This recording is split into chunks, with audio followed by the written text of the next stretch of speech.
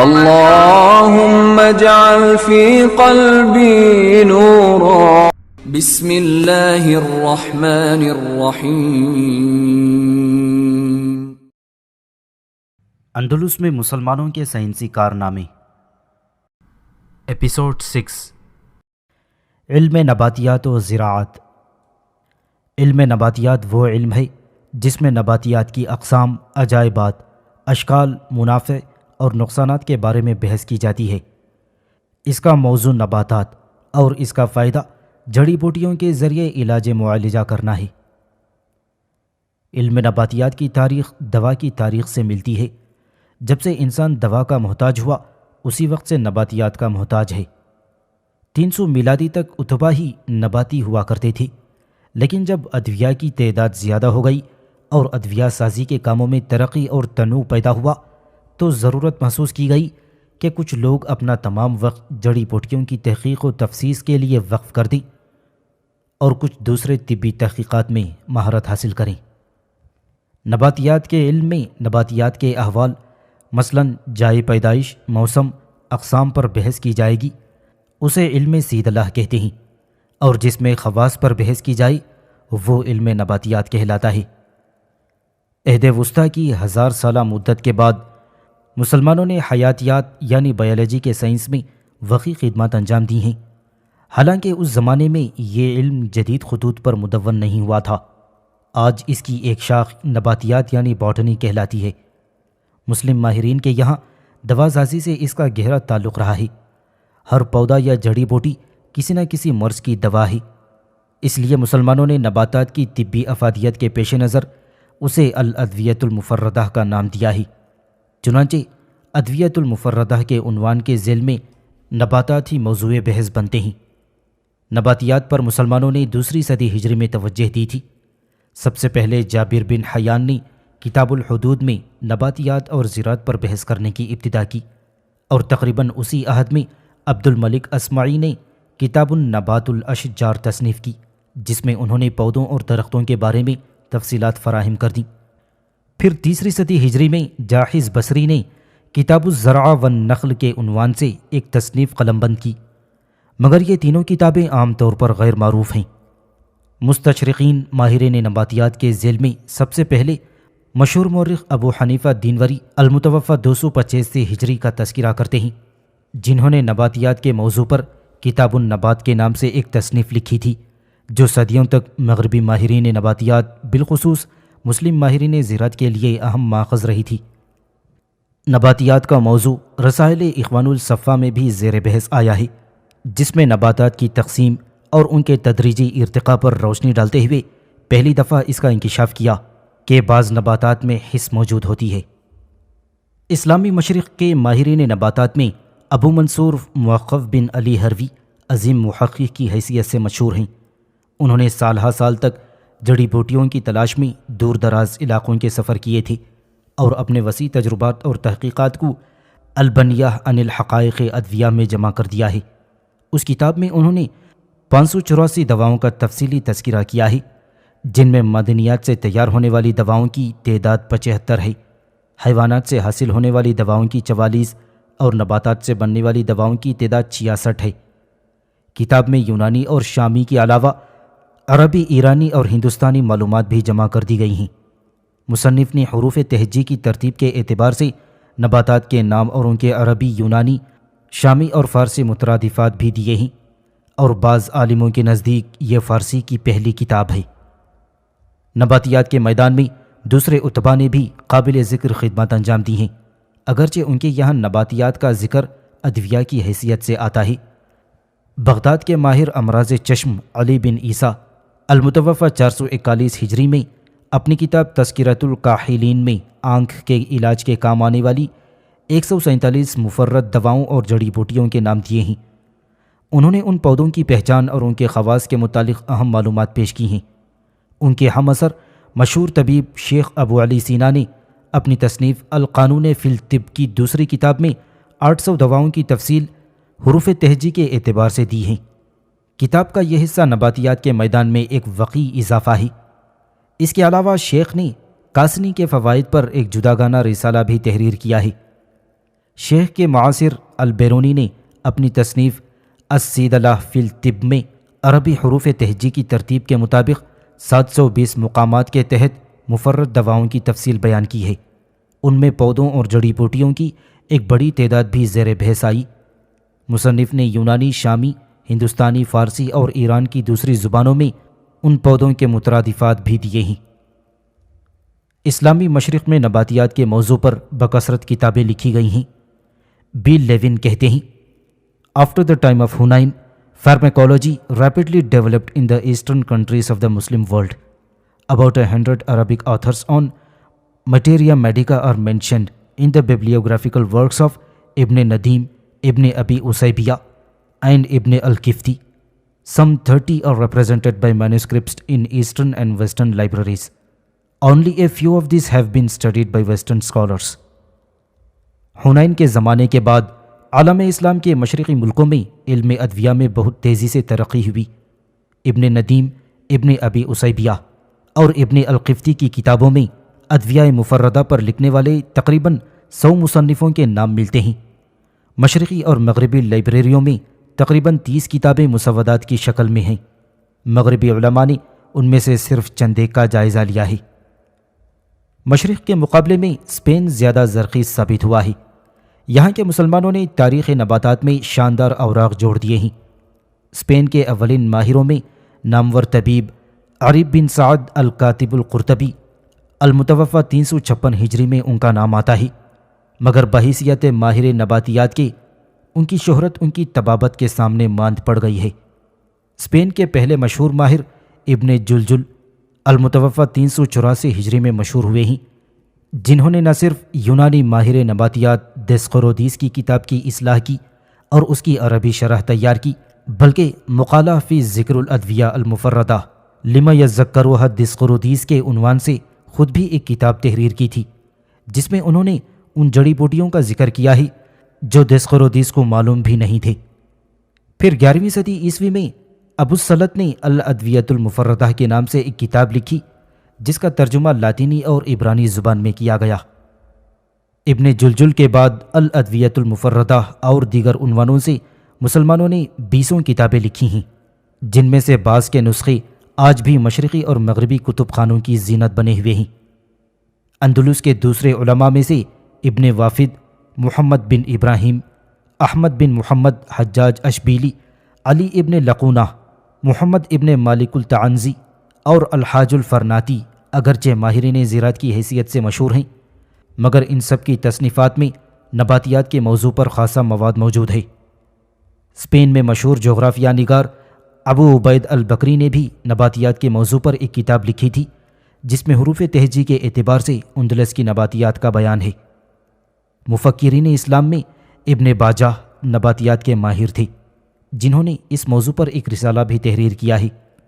جغرافیہ دانوں میں ادریسی ماہر نباتیات کی حیثیت سے معروف تھے، جنہوں نے اس موضوع پر الجامعۃ الصفات الاشتات النباتات لکھی ہیں، جس میں 360 پودوں کی تفصیل دی ہے۔ میکس مرہف کے بقول ادریسی پودوں کے مترادفات بیان کرنے میں کامیاب رہے ہیں، اور کبھی کبھی وہ 12 زبانوں کے مترادفات دیتے ہیں۔ اسپین کے ماہر نباتیات میں ابو جعفر محمد الغافقی، جن کا نام اپنے کارناموں کی بدولت خاصا مشہور ہے۔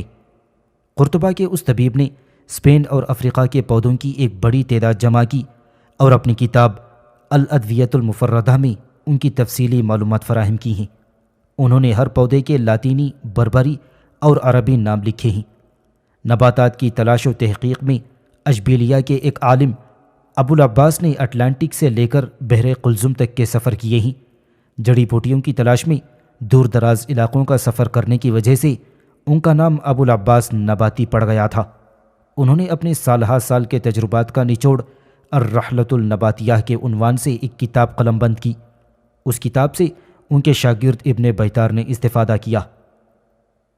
پھر نباتیات کے شعبے میں کتاب الادویۃ المفردہ کے مصنف رشید الدین السوری، جن کی تحقیقات حد درجے قابل دید ہیں، وہ اپنے ساتھ ہمیشہ ایک مصور رکھتے تھے جس کے پاس قسم قسم کے رنگ ہوتے تھے۔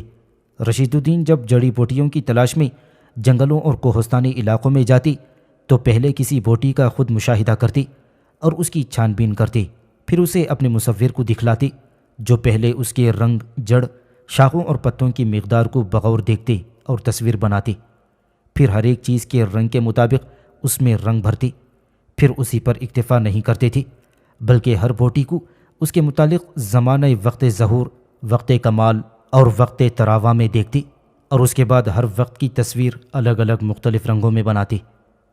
آخر میں اسے اس کتاب میں شامل کیا جاتا جو کتاب الادویۃ المفردہ کے نام سے مشہور ہوئی۔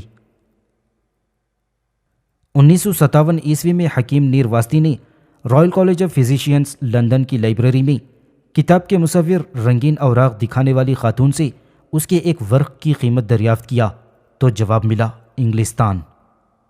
عہد وسطیٰ کے جس عظیم سائنسدانوں کو نباتیات کے میدان میں بے پناہ شہرت ملی ہے وہ ابو محمد عبداللہ بن احمد بن بیطار المتوفی 646 عیسوی میں ہیں، جو کہ اسپین کے شہر مالقہ کے ایک بیطار یعنی مویشیوں کا علاج کرنے والا خاندان میں پیدا ہوئے تھے، جنہوں نے اشبیلیہ میں تعلیم حاصل کی اور ابوالعباس اور دوسرے ماہرین نباتیات کے ساتھ رہ کر پیڑ پودوں کا علم سیکھا، اور ابن بیطار نے مغرب اور مشرق کے بعض علاقوں کا سفر کر کے بالآخر قاہرہ میں رہائش اختیار کی۔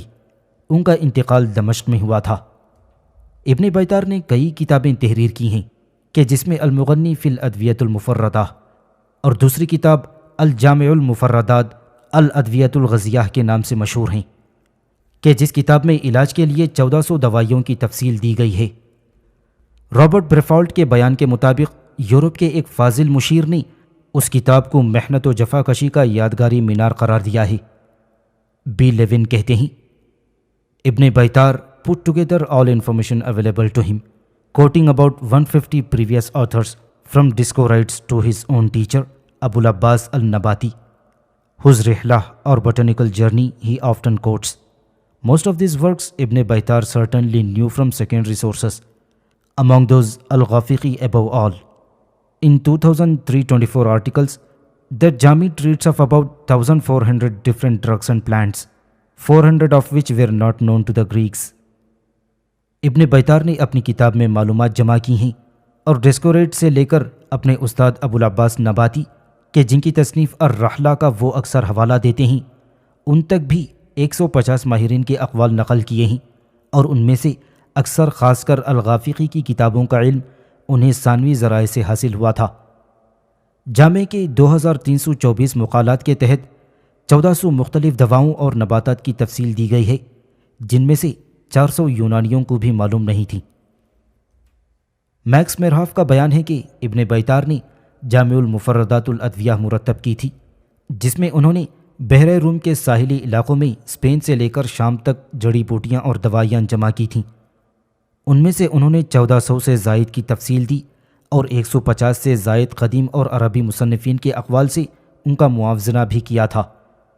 آگے موصوف لکھتے ہیں، It is a work of extraordinary eruditions and observations and is the greatest of the Arabic books on botany.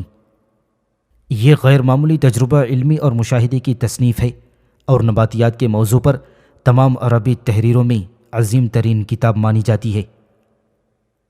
فاضل مشترق نے ابن بیطار کی تصنیف کو عربی زبان کے نباتیات ادب میں ایک عظیم ترین کتاب قرار دیا ہے، مگر قرون وسطیٰ کے حالات کو مد نظر رکھتے ہوئے ابن بیطار عربوں کے ہی نہیں بلکہ پورے عہد وسطیٰ کے عظیم ترین ماہر نباتیات قرار پاتے ہیں، جن کے بارے میں ول ڈورانٹ کا بیان ہے۔ ابو محمد ابن بیطار of مالاگا gathered all Islamic botany into a vast work of extraordinary eruditions, which remained the standard botanical authority till the 16th century and marked him as the greatest botanist and pharmacist of Middle Ages.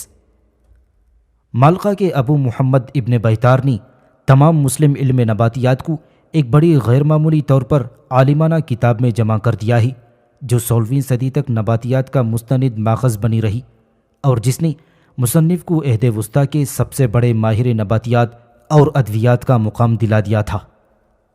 ابن بیطار کی یہ کتاب 500 سال تک Europe میں نباتیات کے موضوع پر مستند ماخذ بنی رہی تھی۔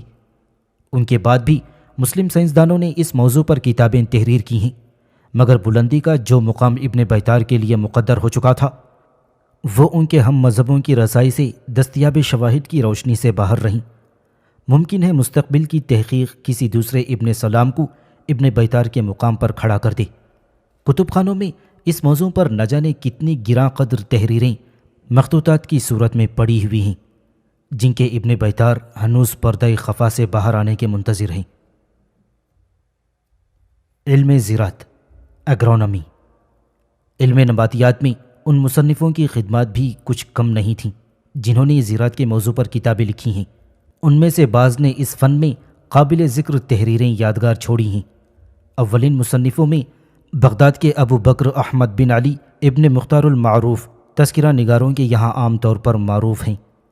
حیاتیات، سمیات اور الکیمیا کے ماہر ابن وحشیہ زراعت کے موضوع پر اپنی تصنیف الفلاحۃ النبتیہ کے مصنف کی حیثیت سے زیادہ مشہور ہیں۔ انہوں نے اس کتاب میں پیڑ پودوں، ذرائع آبپاشی، موسمی حالات، شجرکاری اور دوسرے موضوعات پر بحث کی ہے۔ زراعت کے موضوع پر لکھی جانے والی کتابوں میں ابن مماتی کی تصنیف قوانین الدوائن جمال الدین وطوات، اور پھر مصری کی کتاب المباہج الفکر والمناہج العبر، ریاض الدین الغزی العامری ان کی ضائع شدہ کتاب، اور پھر عبدالغنی نابلسی کہ جن کی تصنیف علم ملاحہ فی علم الفلاحہ کو زراعتی ادب میں ایک خاص مقام حاصل رہا ہے۔ اسلام مغرب میں علم زراعت کے موضوع پر قرطبہ، طلیطلہ، اشبیلیہ، غرناطہ اور المیریہ کے علماء نے کتابیں تحریر کی ہیں۔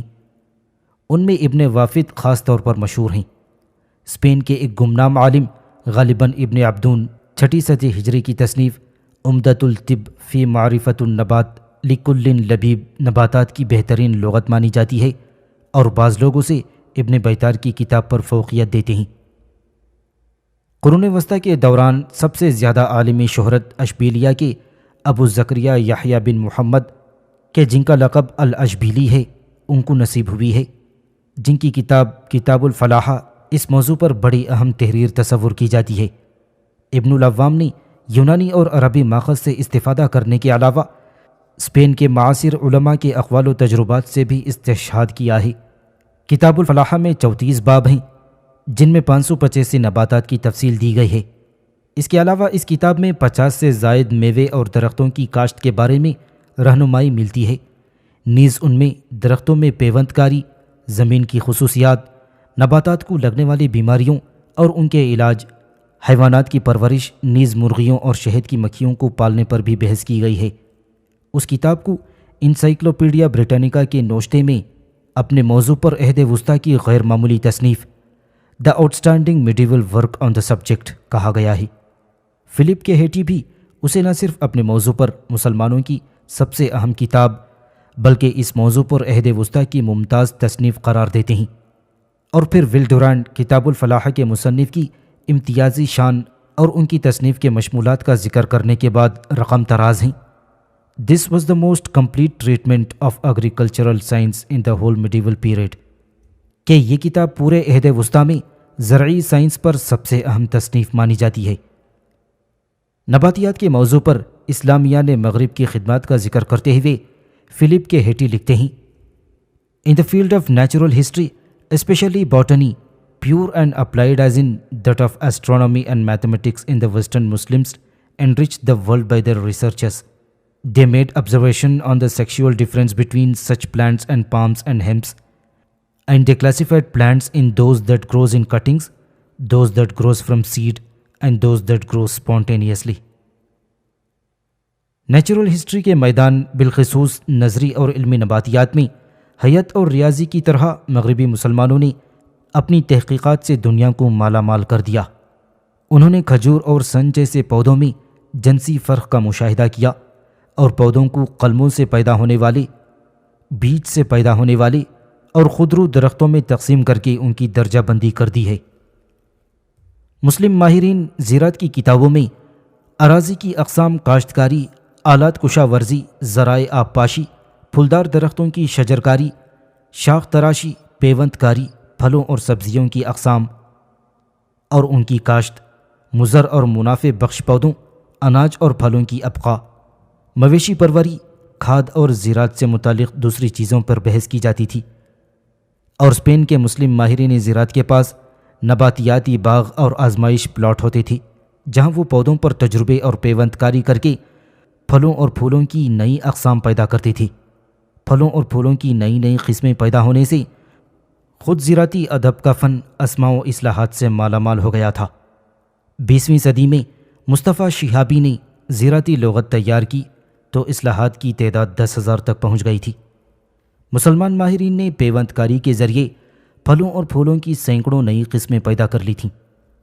9ویں صدی کی ایک تصنیف النزہۃ الانام فی محاسن الشام میں شام کی ناشپاتیوں کی 21، انگوروں کی 50 اور گلاب وغیرہ کی 6 قسموں کا بیان کیا ہے۔ 12ویں صدی ہجری یعنی 18ویں صدی عیسوی میں عثمانی ترکوں نے پھول اگانے میں اتنا کمال حاصل کر لیا تھا کہ صرف ایک پھول گل لالا کی 839 قسمیں تیار کی تھیں۔ پیوند کاری میں مسلمانوں کو خاصی مہارت حاصل تھی جس کا اعتراف یورپ والوں نے بھی کیا ہے۔ ول ڈورانٹ لکھتے ہیں محمدن بوٹانسٹس knew how to produce new fruits by grafting. They combined the rose bush and the almond tree to generate rare and lovely flowers. مسلم ماہرین نباتیات جانتے تھے کہ پیوند کاری سے کس طرح نئے میوے پیدا کیے جا سکتے ہیں۔ انہوں نے نادر اور خوبصورت پھول پیدا کرنے کے لیے گلاب کی جھاڑی اور بادام کے درخت کو ملایا تھا۔ مسلمان درختوں میں پیوند کاری کے 8 طریقوں سے آگاہ تھے۔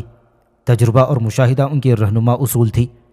وہ دوسرے علوم کی طرح نباتات کا مشاہدہ بھی ورق بینی کے ساتھ کرتے تھے۔ البیرونی کی تیز نگاہی کا اندازہ ان کے اس انکشاف سے ہو سکتا ہے کہ پھول کی پتیاں ہمیشہ 3، 4، 5، 6 یا 18 ہوتی ہیں اور 9 یا 7 کبھی نہیں ہوتیں۔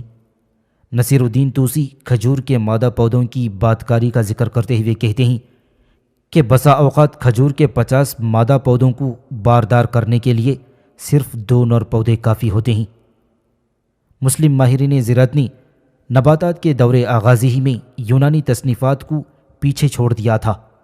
3 صدی ہجری میں ابو حنیفہ دینوری نے کتاب النباتیات 6 ضخیم جلدوں میں تصنیف کی جس کی شرح اسپینی عالم ابن اخت غانم الاندلسی نے 60 جلدوں میں تحریر کر دی، اور پھر جرمن محقق سیلبربرگ کے بقول یونانیوں نے 1000 رسالہ تاریخ اور علم و فضل کے دور عروج میں جو کتابیں نباتیات کے موضوع پر لکھی ہیں۔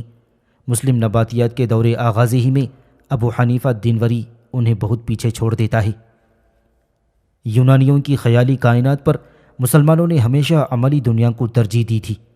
انہوں نے اپنی معلومات سے کام لے کر زراعت اور باغبانی کو ترقی دی، کاشتکاری کے نئے طریقے رائج کیے، درختوں اور پودوں کی کاشت، ان کے نشو و نما کی مدت کے تعین، پھولوں کو لگنے والی بیماریوں اور پھر ان کے سد باب پر روشنی ڈالی۔ انہوں نے کھاد کے استعمال کی طرف توجہ دلانے کے ساتھ ساتھ ان فصلوں کی نشاندہی کی کہ جن سے زمین کی قوت زرخیزی میں اضافہ یا کمی ہو جاتی۔ نباتیات اور زراعت میں اپنی بے پناہ مہارت سے مسلمانوں نے یورپ کو لہلہاتے سبزے زاروں میں بدل دیا تھا۔ اندلس میں ان کی آمد بہاروں کے قافلوں کی آمد تھی۔ رابرٹ برفالڈ کے بقول مسلمانوں نے نیشکر کو رواج دیا تھا اور یورپ کے لوگوں کو پہلے مٹھائیاں چکھنے اور شربت پینے کا موقع ملا۔ ول ڈورانٹ لکھتے ہیں Muslim Spain brought from Asia and taught to Christian Europe the culture of rice, buckwheat, sugar cane, pomegranates, cotton, spinach, asparagus, silk, bananas, cherries, oranges, lemons, quinces, grapefruit, peaches, dates, figs, strawberries, ginger and myrrh. The cultivation of wine was major industry among the Moors, although whose religion forbid wine. Mesquite gardens, olive groves, and fruit orchards made some areas of Spain, notably around Cordoba, and also Granada and Valencia. The garden spots of the world, the island of Majorca, won by the Moors in the 8th century, became under their husbandry a paradise of fruits and flowers, and dominated by the date palm that later gave its name to the capital. مسلم Spain نے Asia سے لا کر عیسائی Europe کو چاول، نیشکر، انار، کپاس، پالک، مورچوبہ، ریشم، کیلے، گیلاس یعنی شاہدانہ، سنترے، لیمو، ترنج، آڑو، کھجور، انجیر، اسٹرابیری، ادرک اور گوند کی کاشت سکھا دی تھی۔ انگور کی کاشت اندلس کے مسلمانوں کی بڑی صنعت تھی، لیکن ان کے مذہب میں شراب حرام ہے۔ پارکوں اور زیتون اور میوے کے باغوں نے اسپین کے بعض علاقوں خاص کر کے قرطبہ، غرناطہ اور ویلنسیا کو گلستان عالم بنا دیا تھا۔ جزیرہ میجورقا، جسے مسلمانوں نے 8ویں صدی عیسوی میں فتح کیا تھا، جن کے زیر کاشت پھلوں اور پھولوں کی بدولت رشک فردوس بنا دیا تھا، اس میں زیادہ تر کھجوروں کے باغات تھے، جن کی وجہ سے بعد میں دارالخلافہ کا نام ملا تھا۔ ریشم کی صنعت سے 1,30,000 آدمی وابستہ تھے۔ مسلمانوں نے بڑے پیمانے پر کھاد کا استعمال کر کے زراعت کو سائنسی بنیادوں پر کھڑا کر دیا تھا۔ یورپی دنیا کے دوسرے ملکوں کی طرح اندلس میں بھی ہل جوتنے کا کام بیلوں سے لیا جاتا تھا، جو سست رفتار تھی۔ مسلمانوں نے یہاں کے لوگوں کو بیلوں کے بجائے گدھوں، خچروں اور گھوڑوں سے ہل جوتنے کا طریقہ سکھایا۔ نیز انہوں نے اندلس میں آبپاشی کا مصری نظام رائج کر دیا اور نہروں پر پھاٹک تعمیر کرنے اور نلوں اور پہیوں کے ذریعے آب رسانی کا طریقہ متعارف کروایا۔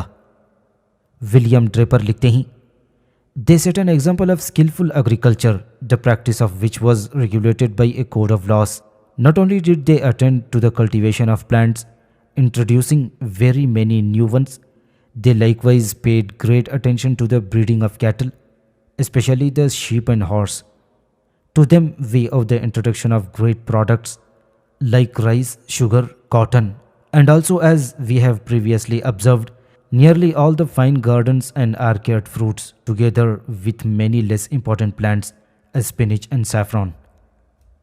انہوں نے یعنی مسلمانوں نے پرہنر زراعت کی ایک مثال قائم کر دی تھی، جس کی عملی درآمد میں ضابطۂ قوانین کے ذریعے باقاعدگی لائی گئی تھی، اور انہوں نے نہ صرف پودوں کی کاشت بلکہ نئے نئے پودے اگانے اور اسی طرح مویشی، خاص کر بھیڑ اور گھوڑے پالنے پر بھی توجہ دی۔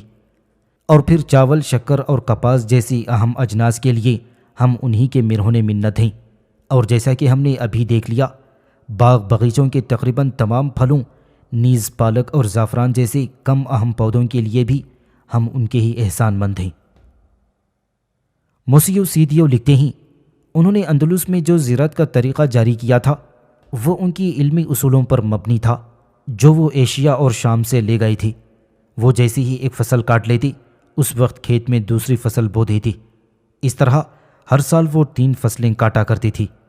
وہ وہاں کپاس، شہتوت، نیشکر، نخل، پستہ اور کیلا اور کانسائی سرخ و سفید کے پودے اور پھول اور ترکاریوں کے انواع و اقسام کے پودے بویا کرتی تھی، کہ جو بعد میں یورپ کے تمام بلاد عربی میں وہاں سے جا پہنچے۔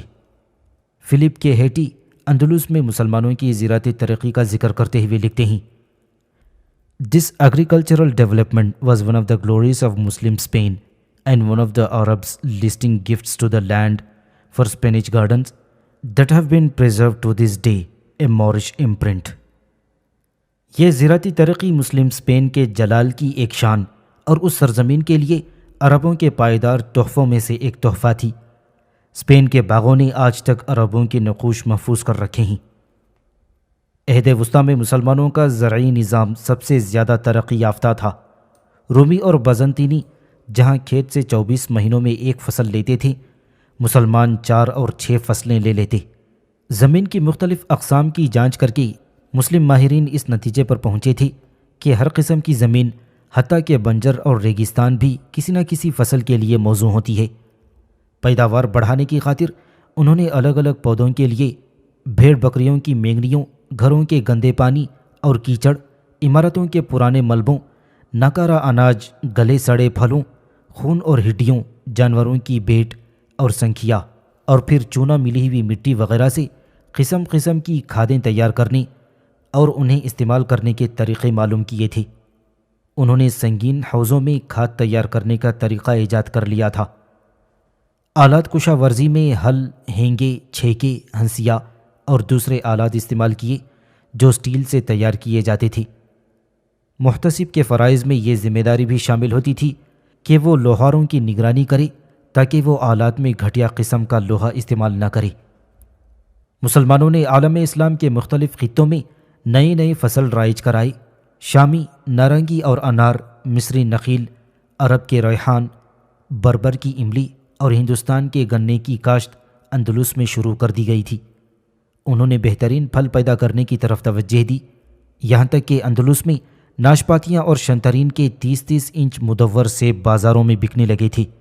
زراعت کی ترقی کے لیے اندلس کے بڑے بڑے شہروں میں زراعتی مدرسے کھولے گئے تھے، جہاں فصلوں اور پودوں پر تحقیق کر کے اخذ شدہ نتائج کسانوں تک پہنچا دیے جاتے تھے۔ زمانہ وسطیٰ کے مسلمانوں نے زراعت کو منظم صنعت کی شکل دے دی تھی۔ غذائی اجناس، پھل پھول اور میوے ایک جگہ سے دوسری جگہ برآمد کیے جاتے تھے۔ شکر، نباتاتی تیل، عطر اور عرق گلاب کی صنعتیں انہی کی بدولت وجود میں آئی تھیں اور پھلنے پھولنے لگی تھیں۔ عالم اسلام کے بڑے شہروں میں شکر، تیل اور عرق گلاب تیار کرنے کے کارخانے قائم کر دیے گئے۔ عام معاشیت کے فروغ کے لیے مسلمانوں نے شہد کی مکھیوں اور مرغیاں پالنے پر خاص توجہ دی۔ مصر میں بڑے بڑے پولٹری فارم کھول دیے گئے تھے، جن میں مصنوعی طور سے انڈوں سے بچے پیدا کیے جاتے تھے۔ انڈوں سے بچے نکالنے کا مصنوعی طریقہ یہاں کے مسلم ماہروں نے ایجاد کیا تھا۔ مصر میں انہوں نے آفتاب کی گرمی کے ذریعے شتر مرغ کے انڈوں سے بھی بچے نکالنے کا طریقہ دریافت کر لیا تھا، اور اس معاملے میں مصری مسلمانوں کی مہارت کا شہرہ یورپ تک عام تھا۔ غذائی اجناس اور پھلوں کی حفاظت کے لیے کئی طریقے ایجاد کر دیے گئے تھے۔ زیتون، ککڑی، شلجم اور خشک پنیر کو کھارے پانی یا سرکے میں ڈال کر محفوظ کر لیا جاتا تھا۔ تازہ پھل، سیب، انار، انگور وغیرہ ایک موسم سے دوسرے موسم تک باقی رکھنے کی غرض سے کولڈ سٹوریج میں رکھ دیے جاتے تھے، حالانکہ سرد خانہ جدید دور کی ایجاد سمجھا جاتا ہے۔ ماوراؤن نہر جیسے دور دراز علاقے سے تربوز کو سیسے کے آئس بکسوں میں بند ہو کر بغداد لے آتے۔ قاہرہ اور بغداد میں برف بھی انہی ڈبوں میں ماوراؤن نہر سے منگوائی جاتی۔ مصر کے شاہی محل کے لیے دمشق سے صدیوں تک ہر ہفتے 5 اونٹوں پر برف لائی جاتی تھی۔ قاہرہ اور بغداد میں امیر لوگ سال بھر کے استعمال کے لیے برف محفوظ کر لیتے تھے۔ ایک طرف زراعتی تحقیقات سے علم نباتیات کا دامن مالا مال ہو رہا تھا، دوسری طرف اندلس کے وہ نباتاتی باغ اس میں چند اضافہ کر رہے تھے کہ جو تلیتلا اور اشبیلا کے حکمرانوں اور عمرا نے 5ویں صدی ہجری یعنی 11ویں صدی عیسوی کے دوران نباتیات اور زراعت کے ماہرین ابن وافد، ابن بسال وغیرہ کی خدمات حاصل کر کے لگوائی تھی۔ اندلس کے حکمران مبعوثین دنیا کے دوسرے ملکوں میں بھیجے تھے کہ جو گھوم گھوم کر بیج اور پیڑ پودے جمع کر کے اندلس میں لے آتے، جہاں شاہی نباتاتی باغوں کے علاوہ خود ماہرین نے شہروں کے مضافات میں تحقیق و تجربے کے لیے متعدد باغ لگوائے تھے۔ ان تجربہ گاہوں میں پودوں پر تحقیق کی جاتی تھی، معلومہ نتائج تحریری صورتوں میں قلم بند کر کے محفوظ کر لیے جاتے۔ اندلس کے ان نباتاتی باغوں کی تاسیس کے 500 سال بعد تک یورپ کے کسی ملک میں ایسے باغات کا ذکر کہیں نہیں ملتا۔ 16ویں صدی عیسوی کے وسط میں اطالیہ کے ان شہروں میں باغات کا تذکرہ آتا ہے جہاں یونیورسٹیاں قائم کر دی گئی تھیں۔ اطالوی باغوں کے محرک مسلمانوں کے نباتیاتی باغ بنے تھے۔ اندلس کے نباتیاتی باغ تحقیق و تجربے کے اہم مرکز ثابت ہوئے۔ ان میں کیے گئے تجربوں سے مسلمانوں نے پودوں میں نرمادہ ہونے کا سراغ لگایا اور نباتات کی سرعت نمو اور تغذیر کے طریقے معلوم کیے۔ پودوں کے اندر جواز کی موجودگی دریافت کی، اثارۂ نباتات کے دوران تشریح کی، چھال اور پتوں کے خواص کا پتہ چلایا، اور سب سے اہم یہ کہ یونانیوں کے ذخیرہ نباتات میں 2000 نئے پودوں کا اضافہ کر دیا تھا، جو علم نباتیات کی تاریخ میں مسلمانوں کا بہت بڑا کارنامہ ہے۔ مسلمانوں کے علم زراعت و نباتات نے یورپ کی سرزمین پر گہرے نقوش چھوڑے ہیں، جو اسپین اور مغرب کے زراعتی نظام میں آج بھی نمایاں ہیں۔ زراعت کے متعلق چیزوں، نباتات اور میووں کے انگنت نام عربی سے ماخوذ ہیں۔ عربی کے الفاظ الاسقایا، الازار، الرومان اور زعفران سے بالترتیب ایکوارا، ایروس، رومانیہ اور اسفران اخذ کیے گئے تھے، اور پھر البرقوق سے اسپینی لفظ البریقیقس بنا ہے کہ جس سے انگریزی لفظ ایپریکوٹ لیا گیا ہے۔ عربی کے الفرسق سے اسپینی البرقیقو اخذ کر دیا گیا ہے، جس سے لاطینی کا پیچز بنا ہے۔ عربی لفظ قطن سے اسپینی الگیبن اور انگریزی کاٹن بنا دیا گیا ہے۔ ان کے علاوہ مغربی زبانوں نے عربی کے جو الفاظ استعمال ہوئے ہیں ان میں سے سندل سے سینڈل رائج ہوا تھا، اور اورنج، اورنج سے، لیلاج سے لیلیا، زنجیل سے جنجر، خولنجان سے کیلنگو اور تمر ہندی سے ٹیمرنٹ ماخوذ ہیں۔ اسپین کے جن علاقوں میں آبپاشی کا انتظام تھا وہاں ہر قسم کا اناج اور سبزیاں پیدا ہوتی تھیں۔ گیہوں اور جو وادی الحجارہ، تلیتلا، مجرید، بیتلیوس اور شنترین میں پیدا ہوتی۔ چنا اور جوار سرقستہ اور قلعہ رباح میں اچھے ہوتی تھی۔ مکئی تقریباً تمام ملک میں پیدا ہوتی اور چاول زیادہ تر بیلنسیا کی نشیبی زمینوں میں ہوتا تھا۔ روئی جو کہ مشرق کی پیداوار ہے، مسلمانوں نے اسپین میں متعارف کروائی۔ اشبیلیہ اور وادی آش میں اعلیٰ قسم کی روئی پیدا ہوتی تھی۔ نیز شہتوت اسپین میں بکثرت پیدا ہوتا۔ بستہ، البیرا، جیان، بازا، شلیر، فنیانا اشکونی اور لورقا میں شہتوت کے بہت درخت تھے جن پر ریشم کے کیڑے پالے جاتے تھے۔ جیان میں 3000 گاؤں ریشم سازی کا کام کرتے تھے اور البیرا میں عمدہ قسم کا ریشم تیار ہوتا تھا۔ اسپین میں زیتون کثرت سے ملتا تھا۔ اشبیلیہ اور الشرف کا علاقہ زیتون کے درختوں سے ڈھکا ہوا تھا۔ 40 میل کی مسافت میں زیتون کے درخت سایہ فگن تھے۔ یہاں سے زیتون کا تیل بری اور بحری راستوں سے بیرونی ممالک کو بھیجا جاتا۔ اسپین میں کئی قسم کے انگور پیدا ہوتے تھے اور تقریباً پورا جزیرہ نمائی اندلس انگوروں کی بیل سے ڈھکا ہوا تھا، بالخصوص غرناطہ، ماریا، قادز، قرطبہ، مالقہ، لورقا، مرسیہ، قوریا اور پھر ماریا میں انگور اور لیمو بکثرت ہوتے تھے۔ بلنسیا میں شیریں اور خوشبودار امرود پیدا ہوتا جو ارزہ کہلاتا اور انگور کے برابر ہوتا۔ ربدہ میں انگور بہت پیدا ہوتا اور اس کی وسیع پیمانے پر تجارت ہوتی۔ اسپین میں 2 قسم کے انجیر ہوتے تھے، اشعری اور قوتی۔